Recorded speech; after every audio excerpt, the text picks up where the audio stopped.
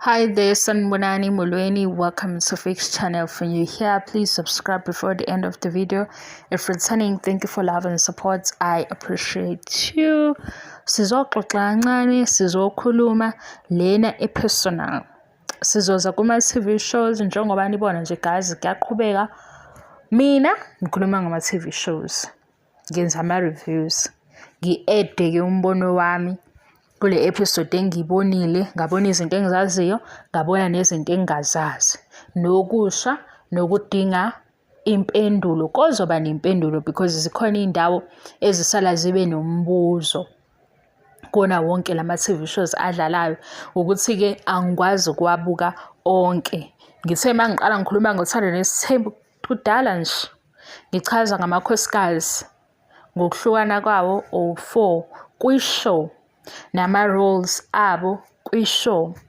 Ngathola ama-comment athe ukuba maningi. Mangiwafunda lama-comment ngawathola e-positive. Ngase ngisala nomqondo ukuthi hayi bo, shuthi le show le iyalandelwa, inabalandeli, bayayithanda, ake ngiyibheke nami. Sengiyafika-ke kwi-show ngiyayibheka ngithi hawu, uthando nesithembu, isithembu sime kanjena, kwenziwani, amakhosikazi anjani. Ngiyaqala-ke nami ukukhuluma nge-TV show nangezinto engizicosha mangibuka i-TV show. Ngiphinde futhi ngithole i-feedback efanayo. Noma-ke phela sekuhambe kwafika la osekuvela khona ukuthi njengoba amakhosikazi ewu4 anabalandeli abangafani, aba-receiver ngendlela engafani. Abanye-ke baze bebe ne-body shaming, babe namagama alumelayo, babe nokucwasana, bebe nokudelela noma bekhomenta. Because angihambisani naleyo ndaba, angiyivumi. Ngacela ukuthi siyohlala kwi-storyline, siyohleba kancane, sibe omakhelwane abahlebayo, sihleke futhi makusuke kuhlekisa, ngoba kukhona okuhlekisayo, kodwa nakhona singakwenzi ihaba. Mawukuthi futhi nami ngenza iphutha, ngiyamukela ukuthi ngenza iphutha. Indawo engalungi ile yenhlamba because angiyamukeli inhlamba. Kube khona lona-ke omusha omdala ozwa lo Fix esekhuluma kakhulu. Ngithe ngoba ngizothi i-personal ngizoyichaza-ke ukuthi lo Fix osekhuluma kakhulu futhi ozoqhubeka ekhuluma kakhulu yenzeka kanjani. Kube nesikhathi la le channel ifrizile, ngizosho kanjalo, because bengazi ukuthi ngiwenza ama-video noma ngingasawenzi, ngishiye phansi indaba yale channel because iblokhiwe, ngingalindele, nginama-video amaningi esengiwenzile. Isikhathi sika-December, ngikhulume ngisho nangomaskandi music, ingoma ehlukanisa unyaka, ama-views aphezulu. Yabo ama-views mayisuke phezulu, imali kusuke ingena. Ngavele ngathola ukuthi i-channel yami ayisahambisani nemithetho le platform esebenza ngayo. Mangibheka kwenzakaleni, kunama-video afana nabanye, kunama-video engiwa-edile, kuningi, angikwazi ukubeka konke-ke in details. So bathi kimi angenzi ubufakazi bokuthi yimi owenza lama video, but manje kunenkinga yokuthi kunalama video engiwa-edile, yabona lama video engiwa-edile. Shuthi ngenzeka ukuthi mhlambe ngizothi i-video yakuMzansi Magic ume ngokuthi i-video yethu le, or i-episode yakuMzansi Magic ume uMzansi Magic. Manje ngisho ngithi re-apply kuyabheda, sekuzongithatha u3 months or a month ngilungisa leli phutha. Ngisuke ngibe nomqondo ukuthi ayimi owenza lento, lama video phela ngiya-edda kancane wona, ngiya-attach nje i-video engabi mhlampe isikhathi eside, ngire-apply benqabe.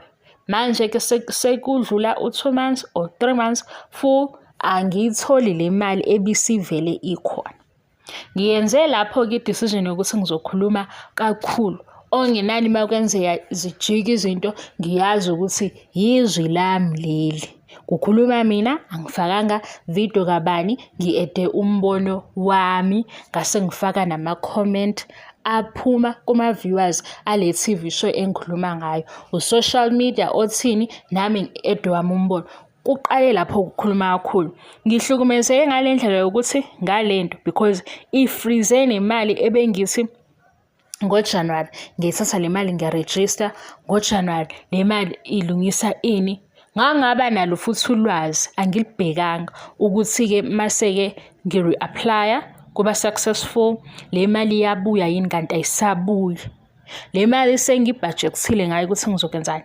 Ngize la guys ngazozehlisa, ngathi nje ngikwazi ukuthola idatha.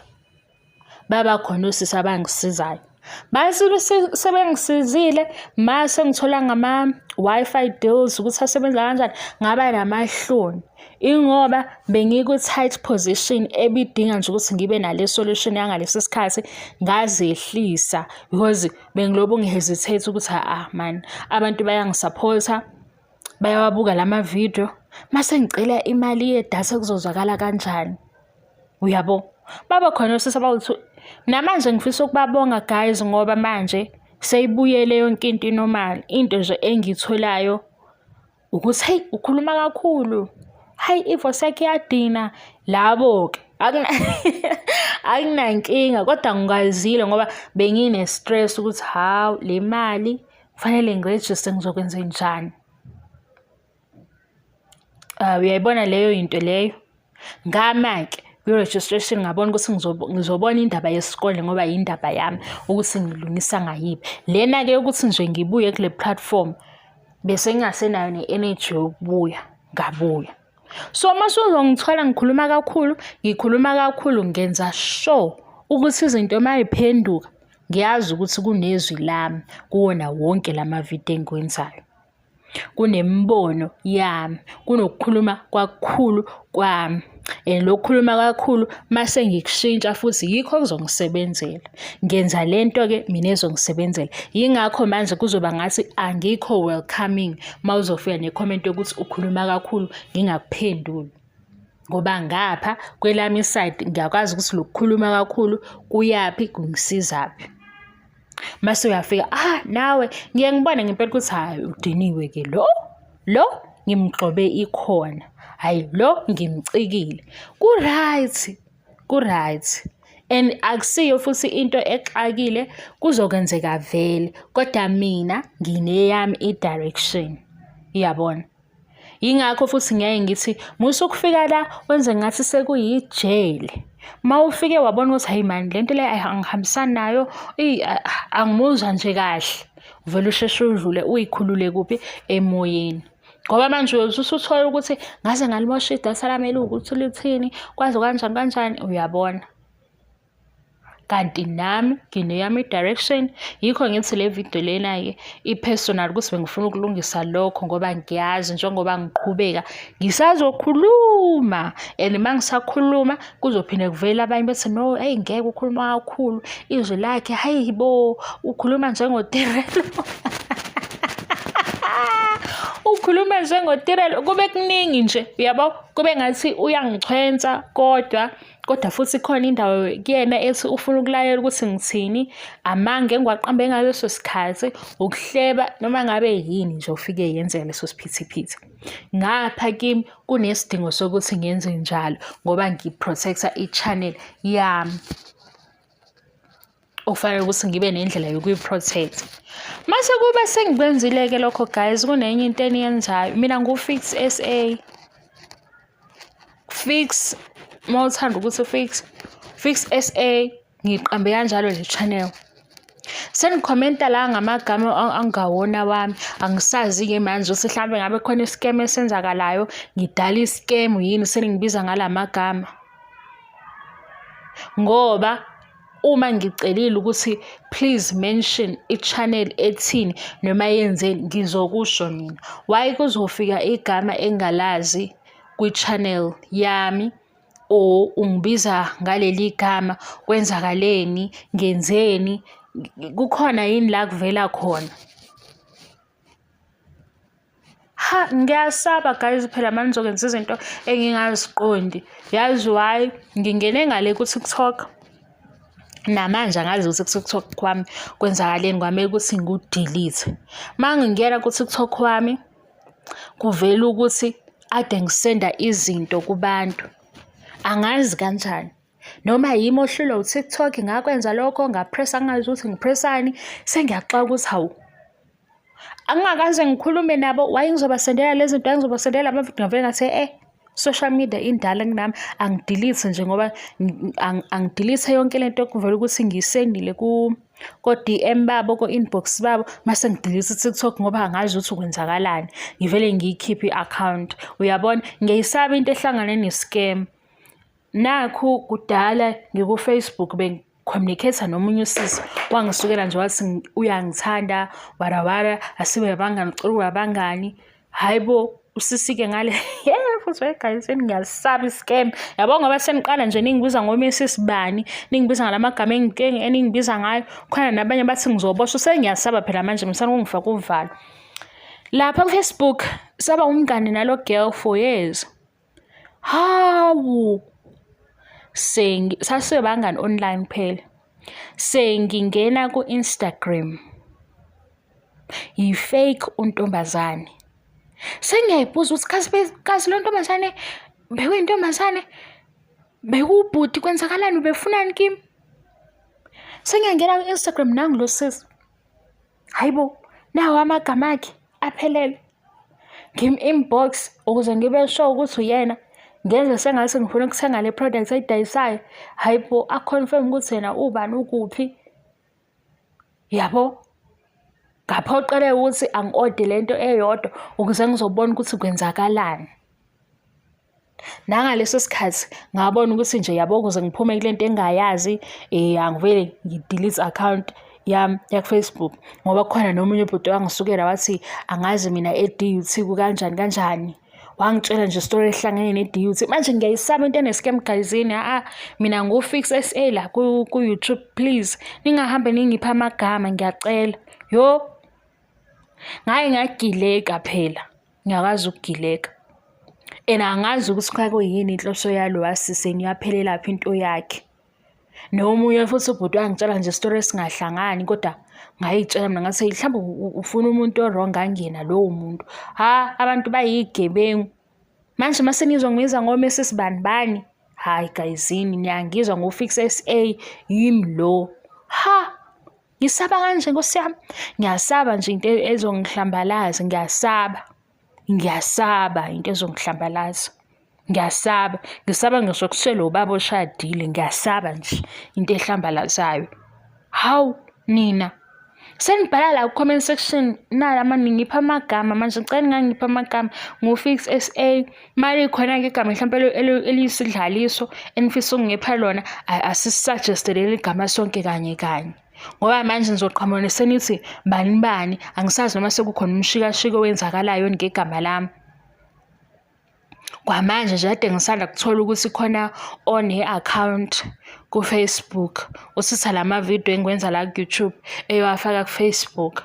Manje sekumele ngihambe ngiyo-check-a ukuthi ayikho into enye abuye ayifake ekugcineni kulama-video noma ufake ama-video ami kuphela. Sekufanele ngifunde i-social media.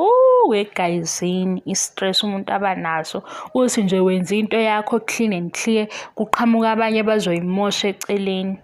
Kodwa ngiyanicela manje negama enifuna ukungipha lona eliyisidlaliso asisuggest kanye ngazi ngoba manje masenzofika namagama la ngizosuke ngingazi noma sengiyingxenye ye-scam engasazi. Please guyzini ngiyanicela, into engiyenza nani ilesi ixoxa la, mhla sengenza enye ngizoyikhuluma. Bengifisa ngithanda ukuthi ngisize laba abanamabhizinisi asemancane. Inkinga yami ngisaba i-scam.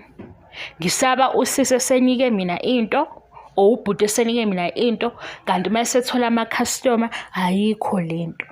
Manje ukuze ngivimbe le ngozi kufanele ngifunde kahle ukuthi ngingayenza kanjani lento. Noma ngabe kuthiwa ngiyacharge ngoba kukhona beke bangi-approach bathi sicela usenzele into ethile, u-charge malini? Ngabe ukusisa hayi ngathi no, ngeke ngikwazi ukuyenza ngoba ayihambisani nami. Guyzini ningangipha amagama. Hawu khona manje kuthiwa ngizoboshwa, ngiboshelwe indaba kaSibindi kaMakhumalo. Sengichazile njalo ukuthi why ugirl or usisi udade kuze kuthiwe usibindi kaMakhumalo. Le nto ifana no-number 5 kaBaba uMseleku, because uBaba uMseleku la eme khona nosisi kuvele kuthiwa nangu number 5.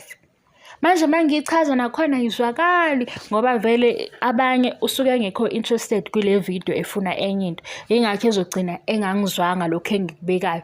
Ngilungisa lela phutha ukuthi kungaveli sengathi yimi ofike no-number 5 kaMseleku, kanti social media okhombayo ukuthi nangu number 5 bemsukela, noma uBaba uMseleku enze i-joke, noma ngabe ubani amthola ngaleso sikhathi ngoba unabalandeli.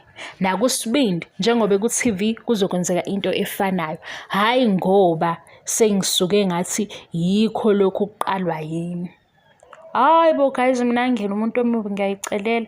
Izinto ezine-scam ningangifaki kuzo, nezinto ezinokukhuluma ngikuthandi kakhulu, ngisheshe ngiyibone indawo engizonela kuyona nenginganeli kuyo. Ngiyanicela bakwethu, thank you so much for your love and support. Bekufanele ngiyenze le video-ke, mhlawumbe izonibhora nayo, ngiyaxolisa. Bye.